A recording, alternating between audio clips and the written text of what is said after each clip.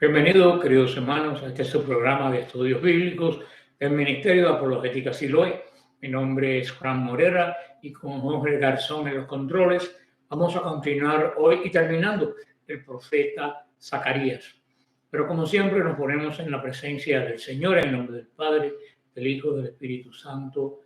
Amén. Y oramos. Padre bueno, tal como tú lo prometes y lo cumples, danos el don del Espíritu Santo, que venga sobre cada uno de nosotros, nos unja y nos prepare para recibir la santa palabra de Dios. Que ésta venga sobre cada uno de nosotros, se anide en nuestros corazones y así nos capacite para construir el reino de Dios. Todo esto lo pedimos en nombre de Jesús el Señor. Amén. Pues bien, hermanos, como estaba diciendo al comienzo, hoy terminamos con el profeta Zacarías. Nos queda solamente el profeta menores Malaquías. Haremos ya la introducción la semana que viene, pero vamos a comenzar en este capítulo 11 en el nombre del Padre, del Hijo y del Espíritu Santo. Amén. Y leemos versículos del 1 al 2. Ved que llega el día del Señor en que los despojos serán repartidos en medio de ti. Juntaré a todas las naciones contra Jerusalén para la guerra. La ciudad será tomada, las casas saqueadas, las mujeres violadas. La mitad de la ciudad partirá al destierro, pero el resto del pueblo no será arrancado de la ciudad. Zacarías parece tener a la vista los últimos tiempos, cuando Jerusalén fue rodeada y atacada sobre todo por esta fuerza de muchísimos países, pero que aglutinaba el imperio romano, hasta que atacaron la ciudad santa en el año 70 después de Cristo. Llegó un ejército con personas del mundo entero y provocaron una de las destrucciones más grandes que ha habido en la historia. Poco se habla de este cerco de Jerusalén. Nos los narra magníficamente Flavio Josefo en sus memorias de las guerras judías. Los invito a leerlo. Fue realmente algo espantoso. Fue algo horrible. No encuentro palabras para decir que el que lea ese libro pueda definir lo que fue este saqueo. Y ustedes dirán, bueno, ¿cómo Dios permite eso? Y yo les voy a responder lo que el Señor le dijo a Jerusalén. Recuérdense lo que 70 años antes el Señor le dijo a Jerusalén. ¿Qué más he podido hacer por ti que no hice? Y a través de las lamentaciones de Jeremías dice, querías un rey, te di un rey, te di una nación, te hice próspera. ¿Qué más puedo hacer por ti? Y tú no me aceptas. El mismo Jesús llora por Jerusalén y dice, ¿cuántas veces te quise recoger como una gallina bajo mis alas? Los polluelos se meten debajo de las alas de la gallina, pero tú no has querido Jerusalén. Y llora dos veces que el Señor ha llorado. Y vuelvo a decir, ¿qué más pudo hacer el Señor por el pueblo hebreo y por Jerusalén que no hiciera durante tantas decenas de cientos de años? Y esta profecía que ve Zacarías es el cumplimiento de las estipulaciones del pacto. Cuando Dios hizo el pacto con Moisés, el Señor le dijo, te voy a dar una tierra, te voy a dar esto, y ustedes se comprometen a obedecerme a mí, no tener otro Dios delante de mí. Israel juró que sí quería libremente. Fue sellado con sangre de sacrificio. A partir de ahí ya había un contrato, un pacto. Y Moisés se lo dijo varias veces, si ustedes no cumplen el pacto, ustedes van a desaparecer como nación. Pero si cumplen el pacto, van a ser bendecidos. ¿Qué le pedía el Señor, hermano? Que cumplieran los 10 mandamientos para tener una bendición, como dice el Deuteronomio, que ningún otro pueblo ha tenido, de prosperidad, de protección de Dios. Ellos no quisieron. Por eso cuando vemos esta violencia, no es que Dios quiera la violencia. Yo lo he repetido muchas veces. La protección de Dios es como un paraguas. Si tú estás lloviendo y tú tienes un paraguas, pues si estás bajo el paraguas, tú no te mojas. Pero si un amigo tuyo, un familiar tuyo se está mojando y tú lo invitas a venir bajo tu paraguas, él se cobija contigo y no se moja también. Pero llega un momento que ese familiar tuyo por algún momento se pone bravo contigo porque quiere más espacio del paraguas y él se sale del paraguas. Cuando tu familiar o tu amigo se sale del paraguas tuyo que lo está cobijando, todo el agua le cae encima. Es tu culpa como dueño del paraguas que el agua le caiga encima a esa persona. No, ella se salió debajo de la protección que tú le tenías provista. Entonces lo peor del caso es que después esa persona que se fue de abajo de tu paraguas te echa la culpa a ti de que te estás mojando. Así como sucede nosotros con el Señor. El Señor como familia, como persona, como iglesia, como una nación, nos protege como el paraguas, que es el dueño del paraguas. Afuera está lloviendo, los males están alrededor, pero esa protección del Señor nos cubre. El Señor nunca suelta el paraguas. Somos nosotros los que nos vamos debajo de la protección de Él. Y cuando nos vamos debajo de la protección de Él, todo aquello que este poder de Dios protegía sobre nosotros, nos cae encima. No porque Dios quiere, sino porque yo me fui debajo de su cobertura. Ojalá ustedes puedan entender esto, porque esto es totalmente necesario hoy como nación, como iglesia, como individuo, como familia. Pues Jerusalén lo sufrió y este ataque a partir de este momento ya se terminaría para siempre el Israel que conocemos nosotros, el Israel del primer pacto, el Israel del pacto con Dios. Terminaría la historia de la ciudad santa de Jerusalén como capital del antiguo pacto. A partir de ahí comienza el nuevo pacto, nuestra Jerusalén, la capital de nuestro pacto nuevo está en el cielo. Por supuesto que vamos a Jerusalén, yo he ido 37 veces. Vamos a Jerusalén porque es el lugar histórico donde el Señor caminó, donde el Señor sufrió, a Belén, donde Él nació. Son lugares entrañables para nosotros. Pero ya todo eso es historia. Pertenece a pacto que ya se cumplió. Ahora nosotros tenemos un pacto nuevo. Vamos a ver del versículo 3 al 5. Dice así: el Señor saldrá a combatir contra estas naciones como Él pelea en la batalla. Aquel día plantará sus pies en el monte de los olivos, que está frente a Jerusalén al oriente. El monte de los olivos se hendirá por mitad de levante a poniente en un valle muy grande. La mitad del monte se desplazará hacia el norte y la otra mitad hacia el sur. Huiréis por el valle de Hinnom, que llega al valle de los montes, hasta Sal. Huiréis como huisteis cuando el terremoto en los días del rey Usías de Judá.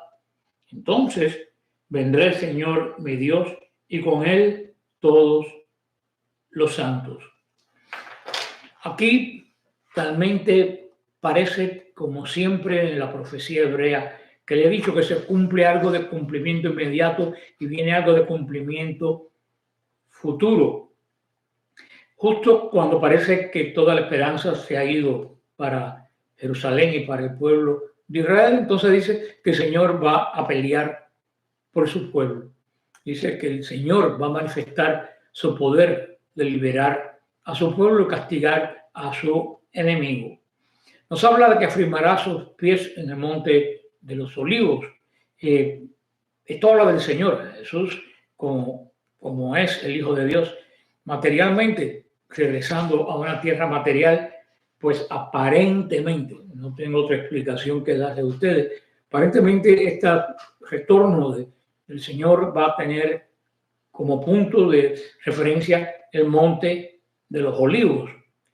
También esto puede hacer referencia a cuando el Señor regresó también a Jerusalén, que pasó por el monte de los olivos a terminar su obra mesiánica, a instaurar la iglesia en Jerusalén.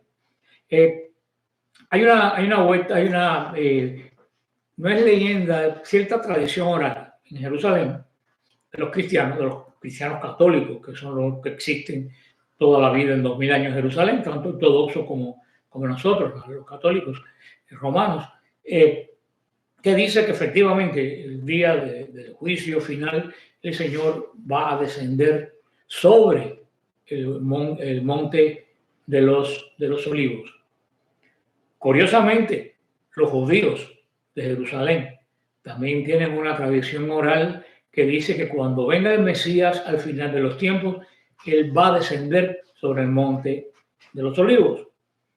Y todavía más curioso, los musulmanes tienen una tradición que dice que Jesús, porque ellos dicen que Jesús es el que viene a juzgar el mundo al final de los tiempos, que Jesús viene al monte de los olivos al final de los tiempos. Solamente la mentalidad musulmana, como los judíos dicen que el Mesías va a bajar al monte de los olivos, la puerta de la ciudad que está al frente del monte de los olivos, que era la que antiguamente daba acceso al templo, que está tapiada. Ellos pusieron un gran cementerio musulmán delante de esta puerta, porque como los judíos no pueden aparentar a Jerusalén, según la antigua ley, estar impuros, pues el Mesías, piensan ellos, no va a atravesar un cementerio musulmán y por lo tanto no va a entrar a la ciudad. Ahí se lo dejo a ustedes para su leyenda, para su cuento, para que le hagan a otras personas. Es cierto lo que yo les digo, pero también los musulmanes es muy curioso. Ellos dicen que va a haber un puente del Monte de los Olivos a Jerusalén, que va a estar Jesús, y que toda la gente va a cruzar por ese puente. Y según van cruzando, según su maldad, se van a ir cayendo al precipicio, hasta que solamente los justos van a llegar a Jerusalén. Como quiera que sea, es curioso que las tres religiones monoteístas que comparten Jerusalén están de acuerdo de que el Señor vendrá al monte de los olivos.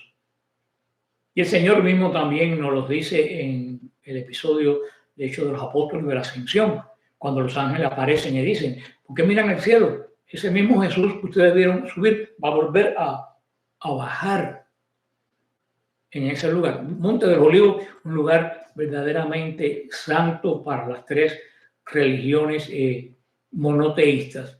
Esta es una gran esperanza que da el profeta. Recuérdense que siempre los profetas terminan reconfortando a su pueblo. El profeta da palos cuando tiene que dar palos, pero cuando el profeta tiene que consolar, consuela. Y vamos a ver el versículo 6 a 11, dice así: aquel día no se sucederán luz, frío, hielo, sino que será un día único, conocido solo por el Señor. No será día y luego noche, sino que al tiempo del atardecer seguirá habiendo luz. Aquel día brotarán de Jerusalén aguas vivas, mitad hacia el mar oriental, mitad hacia el mar occidental. Manarán en verano y en invierno. El Señor será rey en toda la tierra. Aquel día el Señor será único y su nombre único. Todo el país se tornará en llanura, de Gabá a Rimón, al sur de Jerusalén, que será exaltada y habitada en su emplazamiento, desde la puerta de Benjamín hasta el lugar de la puerta antigua, y a la puerta de los ángulos, y desde la torre de Hananel hasta los lagares del rey. Habitarán en ella y no habrá más exterminio. Jerusalén será habitada con tranquilidad. Ahora Zacarías ve hacia la gloria de Jerusalén, mira a la gloria de Jerusalén. Esta Jerusalén que va a ser pues lugar de descendimiento de Mesías en la segunda venida, según parece.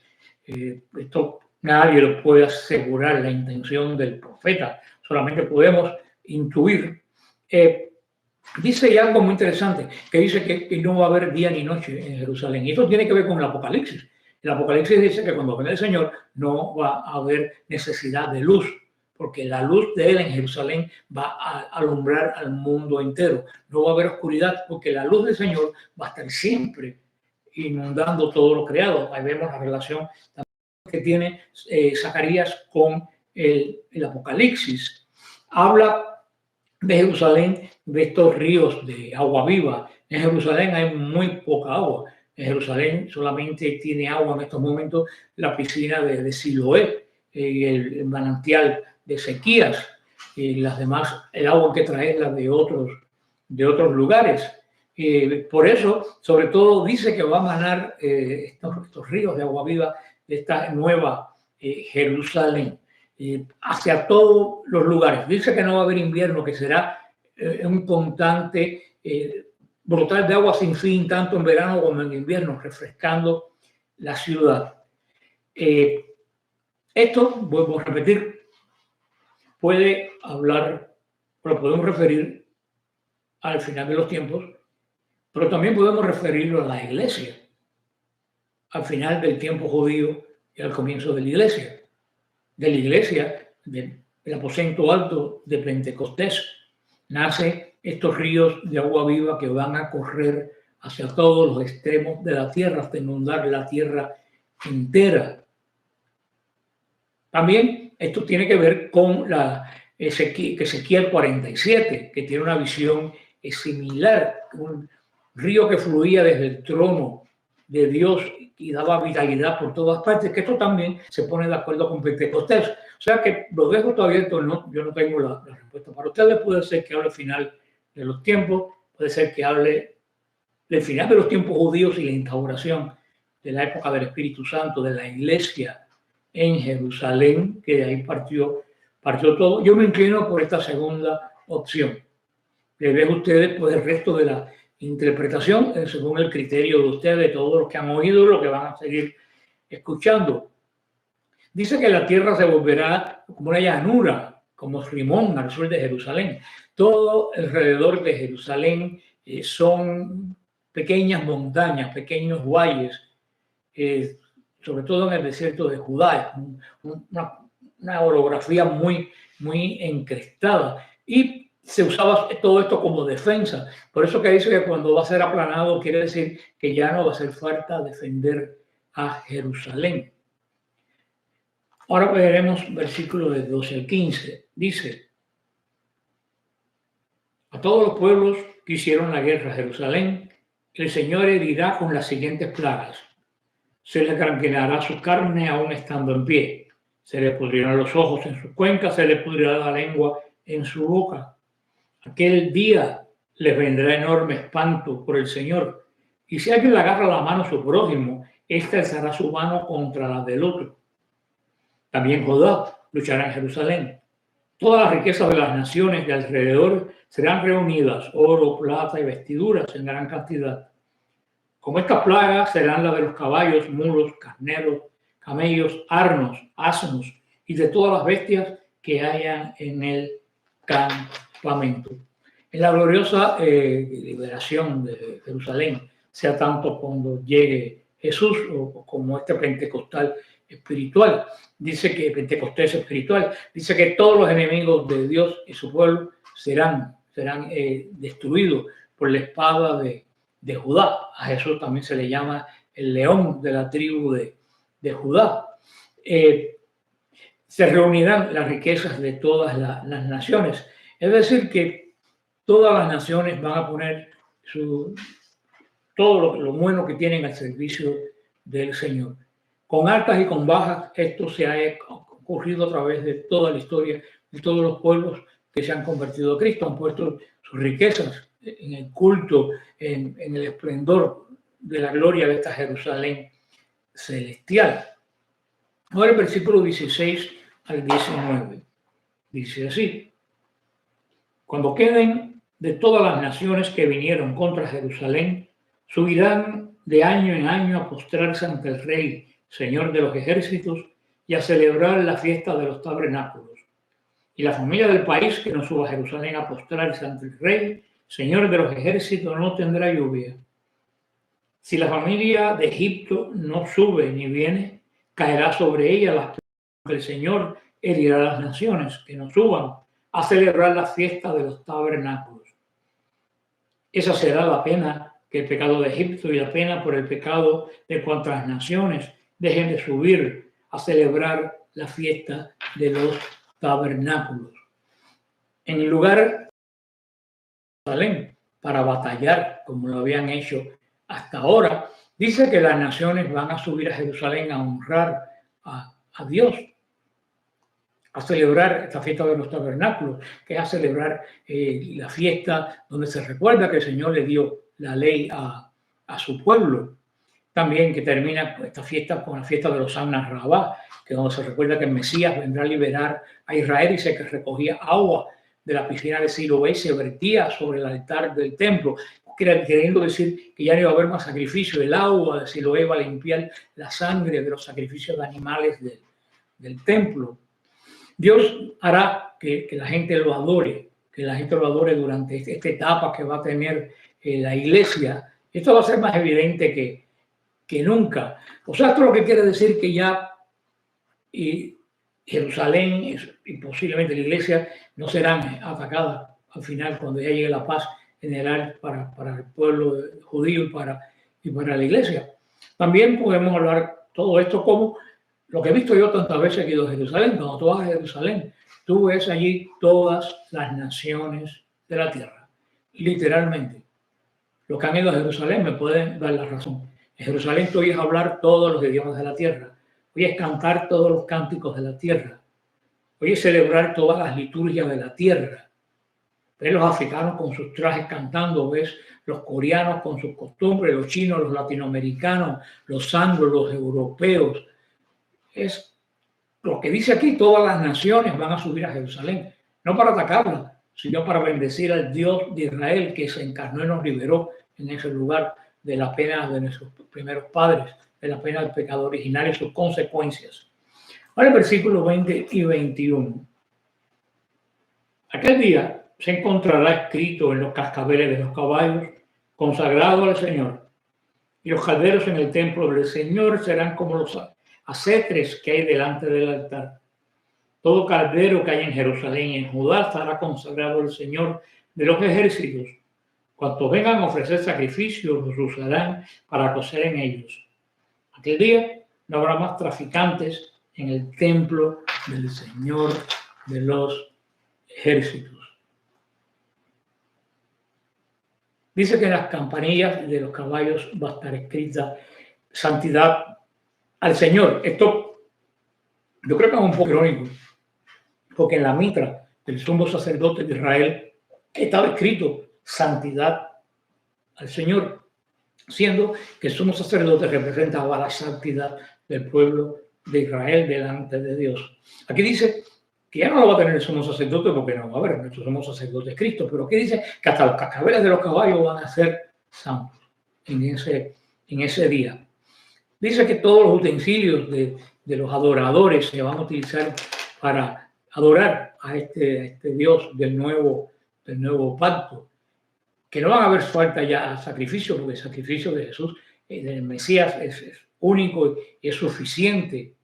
Y dice que todo en Jerusalén, puede ser la iglesia, todo va a ser consagrado al Dios de los ejércitos. El punto es que todas las gentes de la ciudad y santa y lo de la iglesia serán tan santas como el nombre que lleva la ciudad, porque todo va a ser dedicado al Señor.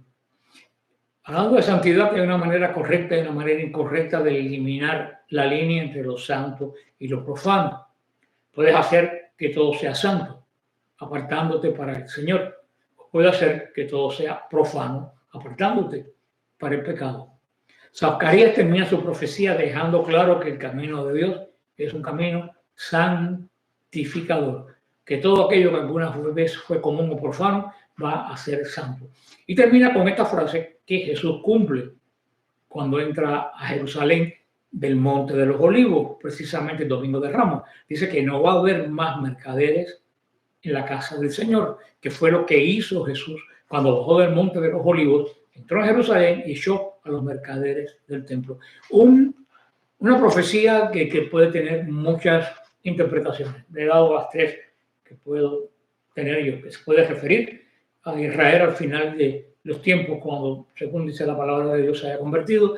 Se puede referir a la institución de la iglesia en Pentecostés que surge de Jerusalén. Se puede remitir a la venida de Jesús a Jerusalén, bajando del Monte de los Olivos el Domingo de Ramos, cuando se cumplen también todas estas profecías. Estas son las profecías, enigmas que tratamos de, a través de la fe, dar la mejor explicación que podemos.